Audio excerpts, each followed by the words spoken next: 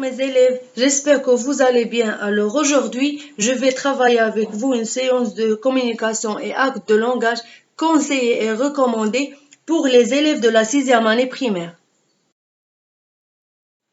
Premièrement, prenez avec moi vos manuels page 148 et observez avec moi cette image. Alors, que vois-je sur cette image? Je vois un professeur avec ses élèves. Où se trouvent ces personnages?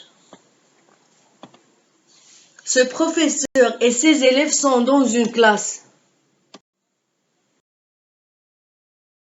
Que s'est-il passé? Pourquoi à ton avis?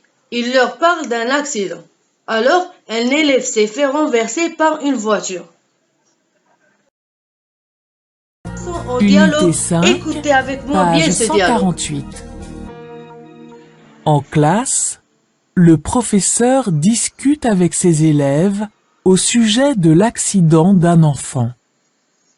Il les conseille et leur donne des recommandations.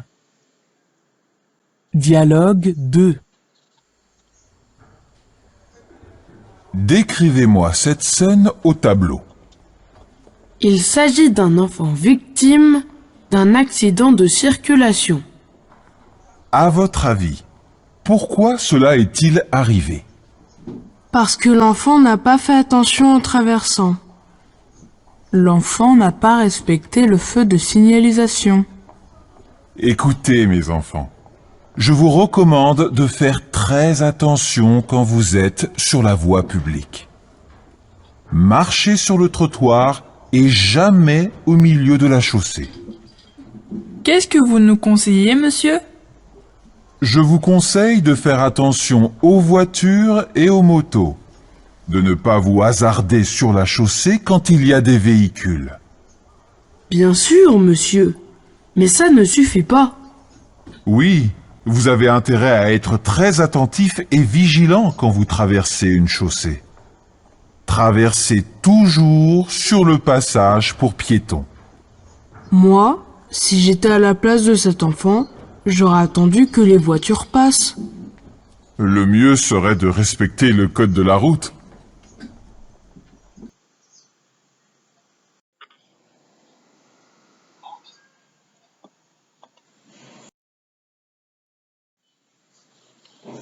Alors, après l'écoute de dialogue, on passe aux questions de compréhension. Qui sont ces personnages? Il s'agit d'un professeur et des élèves de sa classe. Pourquoi l'enfant est-il victime d'un accident? Parce qu'il n'a pas respecté le code de la route. Quel conseil le professeur donne-t-il aux élèves?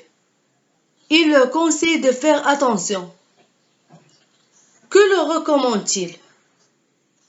Il leur recommande de faire très attention quand ils sont sur la voie publique et de marcher sur le trottoir.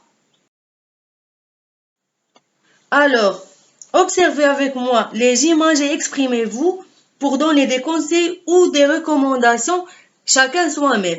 Voici cette boîte à outils qui peut vous aider pour bien travailler. Pour conseiller, on utilise je te ou bien je vous conseille de plus un verbe à l'infinitif. Je te ou bien je vous conseille plus un nom.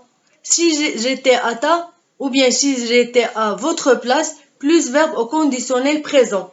Pour recommander, on utilise je te ou bien je vous recommande de plus verbe à l'infinitif. Tu as ou bien vous avez intérêt à.